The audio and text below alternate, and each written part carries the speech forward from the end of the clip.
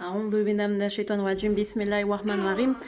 Alors, sourate 2, Al-Baqarah, verset 280. À celui qui est dans la gêne, accordez un sursis jusqu'à ce qu'il soit dans l'aisance. Mais il est mieux pour vous de faire remise de la dette par charité. Si vous saviez et craignez le jour où vous serez ramenés vers Allah, alors chaque âme sera pleinement rétribuée de ce qu'elle aura acquis et ils ne seront point lésés. Alors ici, nous avons donc, j'ai marqué dans mon tableau, donc Sourate 2, verset 280 que je viens de lire, donc, et prône l'effacement de la dette pour vraiment les gens qui ont des lourdes dettes. Et c'est pareil pour les dettes publiques également, les dettes publiques lourdes. Donc ça, c'est à l'échelle, ce qu'on a lu tout à l'heure, c'est à l'échelle privée, mais nous pouvons le faire aussi à l'échelle publique. Pourquoi je dis ça? Parce que dans le code d'Hammurabi, donc qui a été retrouvé en Égypte, non, en Babylonie, je crois, voilà, dans ces côtés là-bas. Et donc maintenant le code d'Hammurabi réside, je crois, au musée du Louvre. Et donc, dans ce code d'Hammurabi, nous avons tout un système de taux, d'intérêt, d'emprunt, le code des prêts, etc. Et ils mettent en avant, parce qu'eux, ils étaient très durs à cette époque au niveau des prêts, comment ils octroyaient les prêts et tout. C'était un système vraiment pareil, tortueux comme maintenant. Et sauf qu'à la fin, ils disaient que donc il y aurait annulation de la dette si vraiment soit le paysan n'arrivait plus à rembourser ses dettes, parce que à force de mettre des choses tortueuses comme système d'emprunt et de prêt, donc au bout d'un moment, le paysan, il n'en pouvait plus, il était aliéné par ses dettes. Et donc, c'était annulation de la dette parce que c'était obligé de faire ça, sinon le système économique s'effondrait. Et c'est ce que, de toute façon, ça a toujours été une des raisons de l'effondrement économique. Donc, ce que je peux vous dire ici, donc, nous sommes dans un système de dette publique énorme. Tous les pays sont endettés avec intérêt. Et c'est une lourde dette que personne, voilà, aucune nation n'arrivera à régler, à rembourser. Donc, une dette très lourde.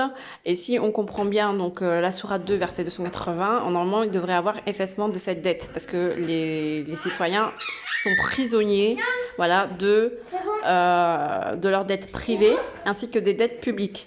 Donc les dettes publiques, c'est quoi? C'est les dettes de l'État, des nations, des gouvernements et tout. Pour faire les routes, les écoles, les hôpitaux. C'est pour ça que nous sommes dans une détérioration de tous nos acquis sociaux. Comme à l'hôpital, il n'y a plus de lits. Comme à l'école, il n'y a plus de profs pour surveiller correctement les élèves. Voilà. Et j'en passe, c'est des meilleurs. Et les dettes privées, c'est tout ce qu'on contracte pour nous, dans notre consommation au quotidien, et puis également les dettes d'entreprise. Donc, ici, il faut bien comprendre que le citoyen se sent prisonnier. Donc, le but, quand on est face à cette énorme dette publique lourde, c'est d'annuler la dette, l'annulation de la dette publique. Et donc, ça c'est ce qu'on devrait faire. L'annulation de la dette, ne peut en parler, voilà, tout le monde est blanchi, on va dire ça comme ça. Mais étant donné qu'il n'y a pas eu de teshuva, il n'y a pas eu de tauba, il n'y a pas eu de prise de conscience réelle sur la gravité de notre système économique et sur le système de profit, véritablement, c'est ça qui nous est reproché dans le Coran, c'est d'être dans un système de profit, de ne pas prôner le système d'aumône. Alors que Allah dit bien dans le Coran, ici,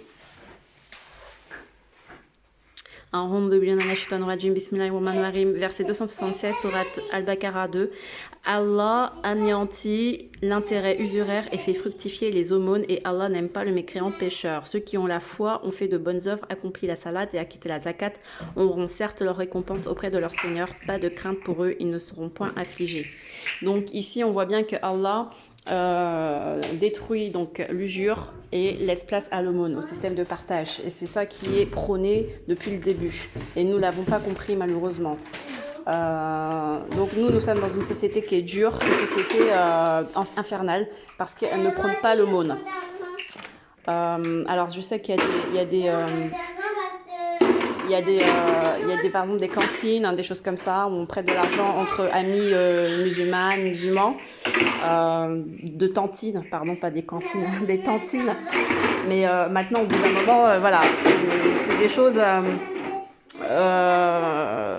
qui sont pas réglementées, quoi. C'est des choses qu'on fait en douce, en noir voilà, faut faire très attention à ce genre de choses parce que dans nos sociétés actuelles, c'est pas voulu en fait, c'est pas voulu, mais bon, c'est toléré à condition qu'on ne fasse pas apparaître sur nos comptes bancaires français parce que sinon après, il faudrait justifier de la source et de la provenance de nos sous. Et quand ça dépasse des grosses sommes comme 50 000 euros, des choses comme ça, bah, il faut savoir justifier et des fois c'est pas facile. Donc souvent ces tantines sont utilisées juste pour à des fins de mariage, faire une fête de mariage. Donc ça va, c'est pas fait pour créer une entreprise réelle, mais c'est pour vraiment dépenser, faire des grosses œuvres pour le dépenser, quoi. Voilà, comme faire un mariage, un grand mariage, voilà. Mais c'est dommage de faire ça. Enfin, voilà, chacun fait comme il veut, mais je trouve ça dommage d'avoir 50 000 euros et de tout dépenser en mariage, alors qu'il y a d'autres personnes qui, pourraient, en ouvrant une entreprise avec 50 000 euros, on peut faire travailler des gens, des choses comme ça. Mais c'est vrai que avec le système que nous avons actuellement, nous ne pouvons pas faire ce genre de choses. Sans justifier à chaque fois de la provenance de nos sous, etc., etc. Donc ça pose vraiment véritablement un grand problème. Donc là, le nouveau système antichristique souhaite mettre un revenu universel afin de prétendre donc à une paisibilité dans nos sociétés, soi-disant. Mais le revenu universel, je pense qu'il sera mis en place que quand on sera d'accord avec le vaccin et qu'on sera soumis à tous les commandements de ce nouveau système antichristique. Donc on sera véritablement des esclaves. Sinon, on ne percevra pas le revenu universel. Alors que normalement, dans le Coran, l'effacement de la dette, elle est sans condition. C'est un effacement de la dette, point. Il n'y a pas derrière de condition, patati, patata. Donc ça, il faut bien faire attention. Le système antichristique, c'est toujours sous condition. Donc là, après, on dit que c'est le Coran qui est méchant. Non, c'est pas le Coran qui est méchant, c'est pas Allah qui est méchant. C'est juste que les hommes n'ont pas compris le message coranique, le déforment et ensuite s'approprient de certains bouts de versets comme ici, effacement de la dette. Oui, certes, mais derrière, ils mettent des conditions, vaccin, esclavage. Alors que non, c'est au contraire pour que l'homme soit libre. Ici, vous avez une idée neuve, la remise jubilaire des dettes et des créances. L'idée jubilaire est issue de la tradition juive et par suite biblique, exprimée dans le Lévitique.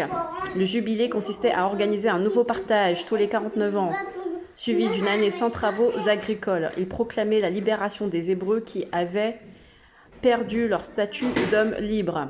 En 1994, Jean-Paul II souligna que cette tradition jubilaire préfigurait la doctrine sociale de l'Église catholique. Même si les préceptes de l'année jubilaire sont restés en grande partie dans le domaine de l'idéal, c'était plus une espérance qu'une réalisation concrète, se transformant par ailleurs en une prophétie future, annonce de la vraie libération qui sera accomplie par le Messie à venir.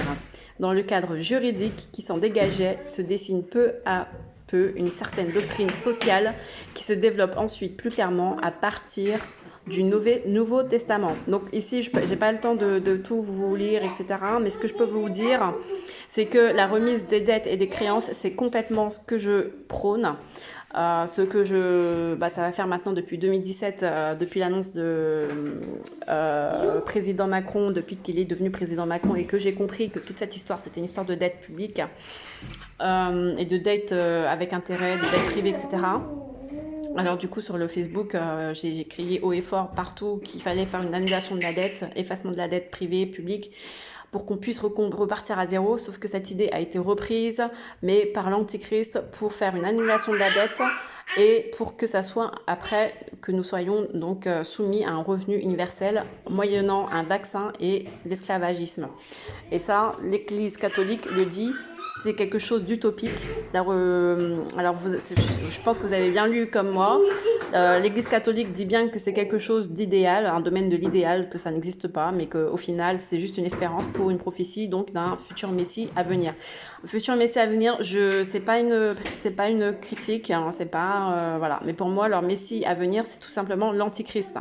Alors, Pourquoi je dis ça? Parce que je vous ai déjà parlé de grands monarques et tout et tout et tout. Je vous ai déjà fait cette théorie et je vous invite à revoir les vidéos. Mais pour moi, donc, le Messie à venir dans le système officiel, il prône l'annulation de la dette, mais moyennant le vaccin, l'esclavagisme.